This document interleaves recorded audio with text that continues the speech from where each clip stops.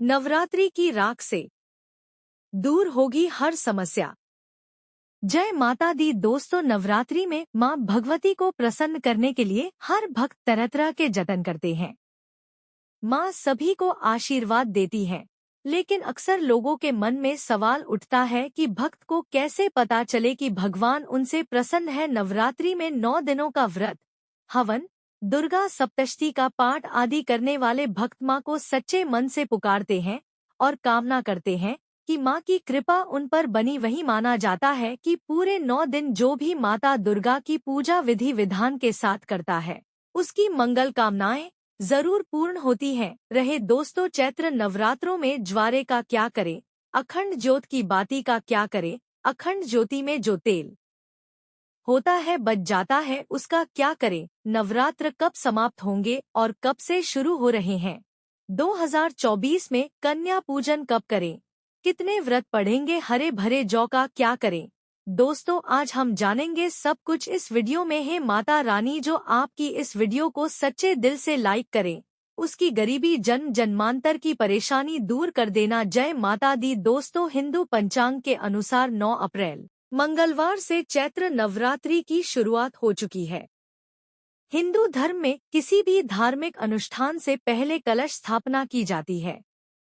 नवरात्रि में दुर्गा की घट स्थापना या कलश स्थापना के बाद देवी मां की चौकी स्थापित की जाती है तथा 9 दिनों तक इन देवियों का पूजन अर्चन किया जाता है। कलश को भगवान विष्णु का प्रतीक माना जाता है। मां दुर्गा की पूजा करने से पहले कलश की पूजा की जाती है। नवरात्रि में मां दुर्गा के 9 स्वरूपों की विधि विधान से पूजा की जाती है। साल भर में कुल 4 नवरात्रि आती हैं, जिसमें चैत्र और शारदीय नवरात्रि का महत्व काफी ज्यादा होता है। माना जाता है कि नवरात्रि में माता की पूजा अर्चना करने से देवी दुर्गा की खास कृपा होती है। मां दुर्गा की सवारी वैसे तो शेर है, लेकिन जब वह धरती पर आती हैं, तो उनकी सवारी बदल जाती है और इस बार मां दुर्गा घोड़े पर सवार होकर धरती पर आएंगी। नवरात्रि में बहुत सारे गलती कर बैठते हैं, जिससे माता उनसे क्रोधित हो जाती है। 9 दिन तक आप माता रानी की खूब पूजा करते हैं। माता रानी की पूजा करने के बाद जौ चावल होते हैं, जो श्रृंगार का सामान होता है, अगरबत्तियां की जली हुई भस्म होती है, जो दैवी सिक्का होता है, यह सब नदी में जाकर के विसर्जित कर देते हैं। यही सबसे बड़ी मूर्खता है। सारी जानकारी इस वीडियो में मैं आप लोगों को विस्तार से बताऊंगी। इनका क्या करना चाहिए, कैसे करना चाहिए। नवरात्रि के समय में आप कौन सी गलती करते हैं जिससे आप निर्धन रह जाते हैं। तो देखिए, ऐसा कहा गया है, आपने 9 दिनों तक माता रानी की पूजा की, माता रानी ने आपको प्रसाद स्वरूप चावल दिए, पुष्प दिए, सिक्के दिए, उसे आप नदी में बहा देते हैं। यही सबसे बड़ी मूर्खता है। अगर बहुत कोशिशों के बावजूद धन में वृद्धि नहीं हो पा रही हो, मतलब आर्थिक स्थिति नहीं सुधर रही हो, तो नवरात्रि में हर दिन पान के साबुत पत्ते पर गुलाब की कुछ ताज़ी पंखुड़ियां रखें और इसे मां दुर्गा को अर्पित कर दें। ऐसा करने से आर्थिक स्थिति में सुधार आ सकता है। नवरात्रि की अगरबत्ती की जो भस्म आप जलाते हैं, या फिर आप गोबर के कंडे जलाते हैं, या फिर आप माता रानी के लिए जो भी चीजों को जलाते हैं, तो इनकी भस्म का क्या करना चाहिए। जलाने के बाद जो अंतिम चीज होती है, वह चीज भस्म होती है। भस्म का क्या करना चाहिए, इस प्रकार की भस्म को बटोर करके रखना चाहिए। जो अगरबत्ती की भस्म है, या फिर कहा जाए गोबर के कंडे की भस्म रखी है, क्योंकि माता रानी को हम जो कच्ची धूप जलाते हैं, उसकी भस्म भी काफी सारी हो जाती है। क्या इसे नदी में बहा देना चाहिए? अगर ज्यादा है तो नदी में बहा दीजिए। बाकी कम से कम आपको 1 साल के लिए यह भस्म अपने पास में जरूर रखनी चाहिए। मैं भस्म के बेनिफिट बता रही हूँ और इसके फायदे बता रही हूँ। इससे पहले अभी तक जय माता दी नहीं लिखा है तो जय माता दी लिख दीजिए। जो भस्म होती है, इसका क्या करना चाहिए। अगरबत्ती की जो भस्म होती है, इसे पूरे 1 साल के लिए आपको बचा करके रखना होता है और इसे थोड़ी थोड़ी आपको खानी होती है। अगर आप चाहते हैं कि आपकी अध्यात्म उन्नति हो, आपकी प्रगति हो, तो यह थोड़ी थोड़ी मात्रा में खाना शुरू कर दीजिए। आपके जो सोचने समझने की क्षमता है, इतना ज्यादा पावरफुल हो जाएगी कि आपके आसपास में रहने वाले लोग जितना सोचते हैं उससे 1000 गुना ज्यादा आपकी सोच बढ़ जाएगी। जिस भी कार्य को करने के लिए जाएंगे उस कार्य में आपको तरक्की मिलना शुरू हो जाएगी। और एक खास बात, छोटे बच्चे गांव में चाहे शहर में रहते हैं, कहीं भी रहते हैं, नजर तो बहुत ही जल्दी लग जाती है। तो जो अगरबत्ती की भस्म होती है माता रानी के लिए 9 दिनों तक आपने भस्म जला करके रखी है, उस भस्म का थोड़ा सा तिलक अपने मस्तक पर लगाए या फिर चाहते हैं तो जिस हिस्से में दर्द हो रहा है, जैसे कि पेट में अचानक से दर्द हो रहा है, कई लोग प्रेत वगैरह डाल देते हैं।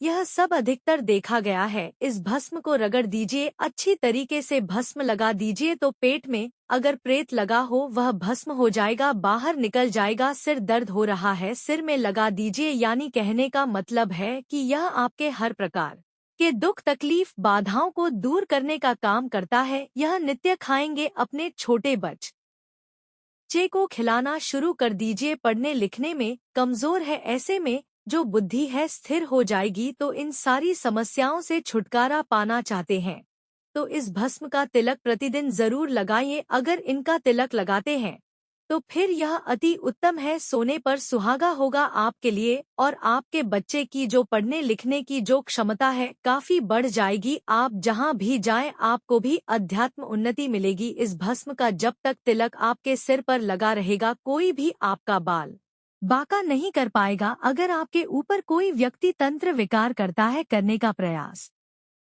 भी करेगा तब भी नहीं लगता है। अगर काफी मेहनत करने बाद भी आपको व्यापार में सफलता नहीं मिल रही हो तो नवरात्रि में किसी भी दिन पान का एक बीड़ा माँ दुर्गा के मंदिर में अर्पित करें।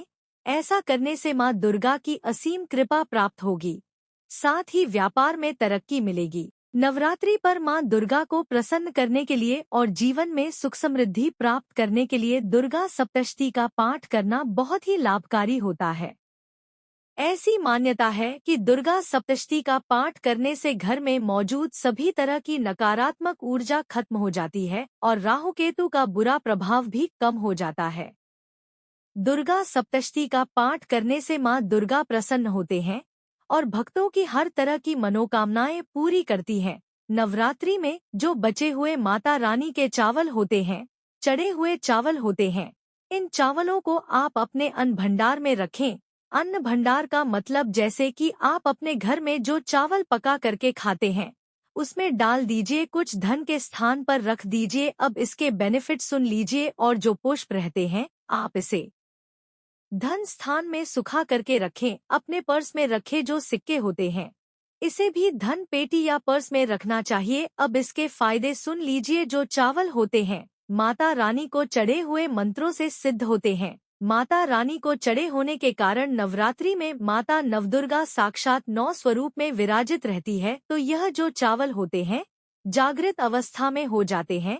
आप इस प्रकार के चावल को खाते हैं तो आपके शरीर में एक अलग प्रकार की ऊर्जा आएगी, क्योंकि 1 से 2 दाने आप जो चावल पका रही है उसमें आपकी गृहिणी को बोल देना है। घर में जो खाना बनाती है उन्हें बोल सकते हैं। माता बहनों को तो डाल करके नित्य आप इसे पकवा कर खाएं। इससे क्या होता है, आपके शरीर में इस चावल को खाने के बाद रोग दोष व्याधि किसी भी प्रकार की जो आपके शरीर में कष्ट है, शारीरिक पीड़ा है, मानसिक पीड़ा है, वह दूर हो जाती है और माता रानी की आपको कृपा प्राप्त होती है। माता रानी की कृपा से शरीर में एक ऐसी ऊर्जा उत्पन्न होती है जिस ऊर्जा से आप अपने आप को स्वस्थ महसूस करते हैं और आप जहां भी चले जाइए, जिस भी कार्य को करिए, वह कार्य आपका सफल होता है। और कभी भी इन चावलों को थोड़ा सा खाते हैं आपका पेट भर जाता है, यानी कि इसमें तृप्ति जल्दी मिलती है और आपके घर में कभी भी अन्न नहीं खत्म होता है। ज्योत की बाती का क्या करना चाहिए, आप में से अधिकतर लोग या तो नदी में बहा देते हैं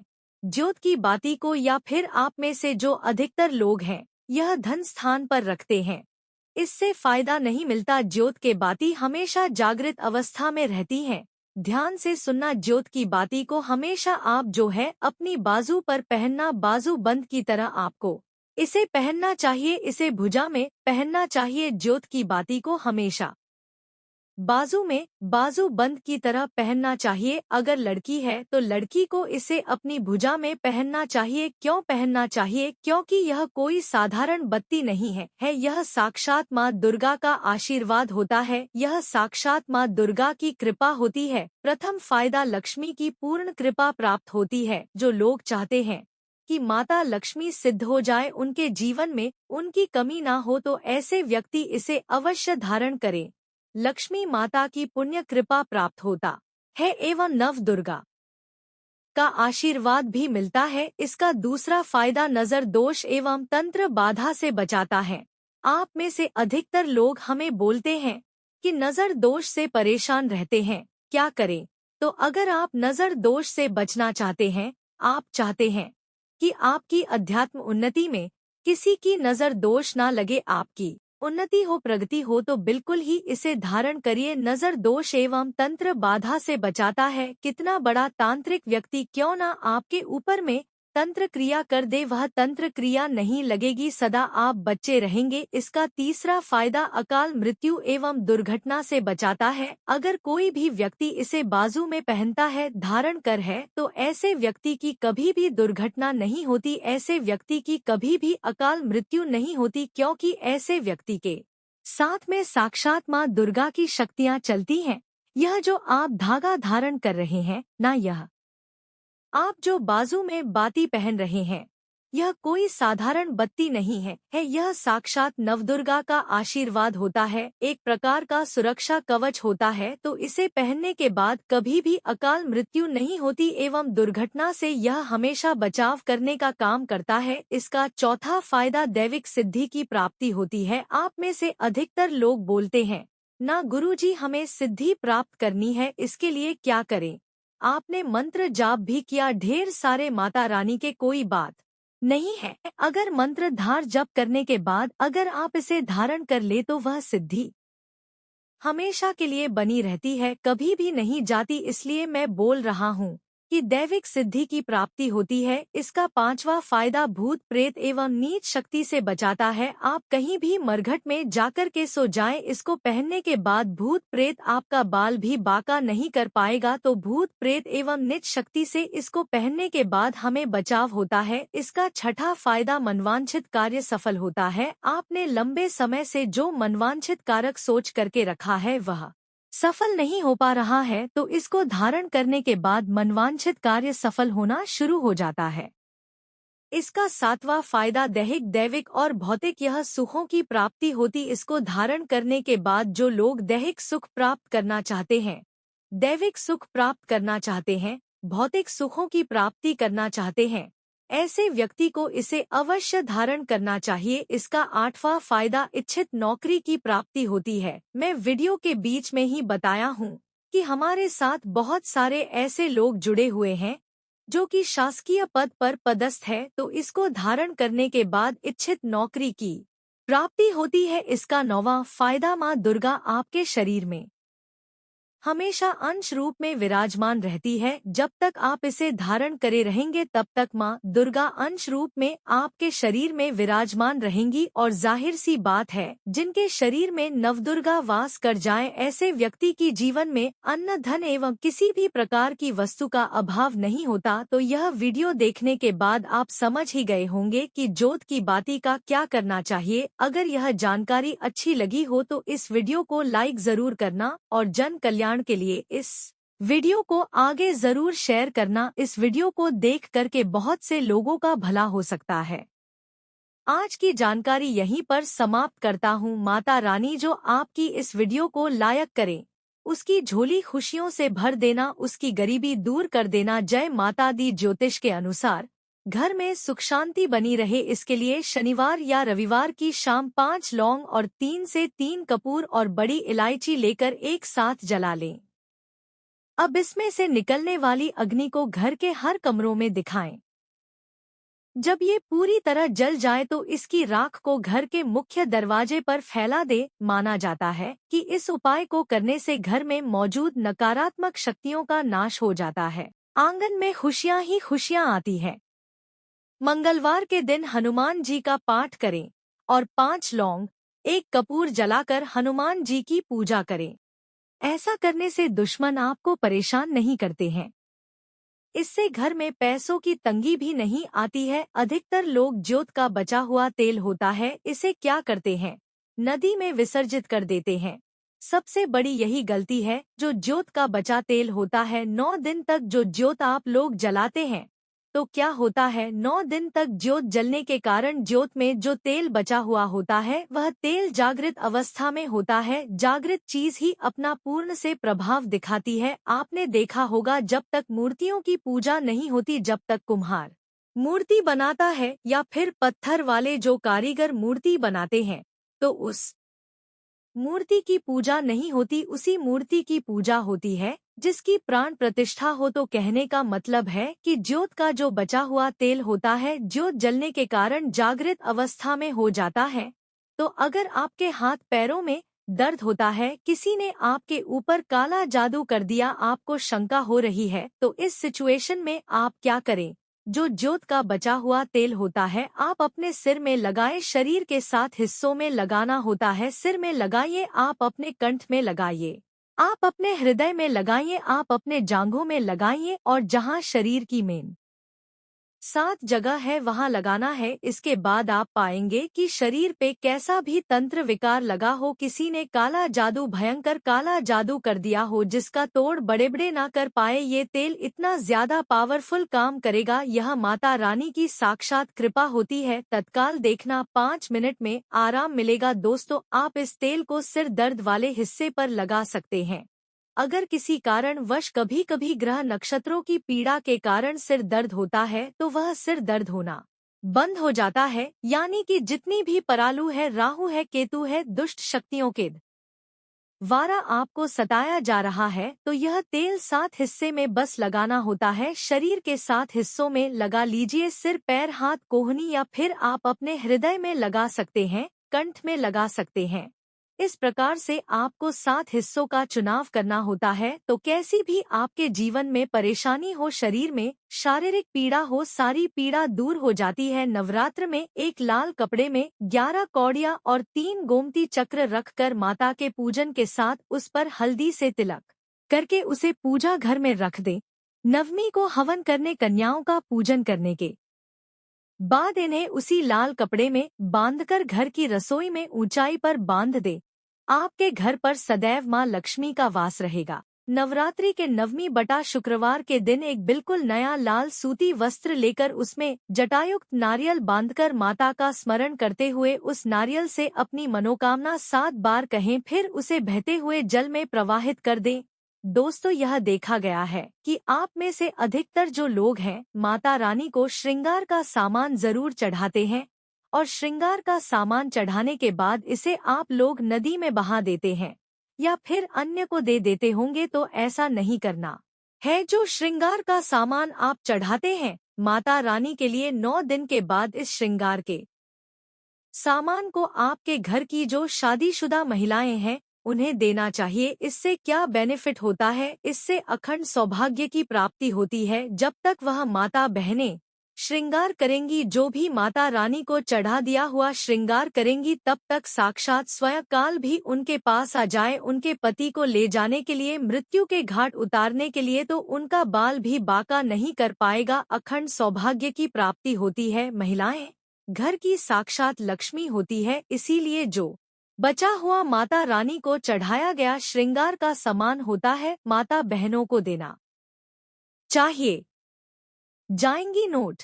यह तमाम जानकारी जनरुचि को ध्यान में रखकर दी जा रही है। ज्योतिष और धर्म के उपाय और सलाहों को अपनी आस्था और विश्वास पर आजमाएं। कंटेंट का उद्देश्य मात्र आपको बेहतर सलाह देना है। इस संदर्भ में हम किसी प्रकार का कोई दावा नहीं करते हैं। प्रिय दोस्तों, आज के वीडियो में बस इतना ही। हमारे द्वारा दी गई शास्त्रों अनुसार जानकारी आपको अच्छी लगी हो तो वीडियो को लाइक, शेयर एंड सब्सक्राइब और कमेंट बॉक्स में जय तुलसी माता अवश्य लिखें। धन्यवाद।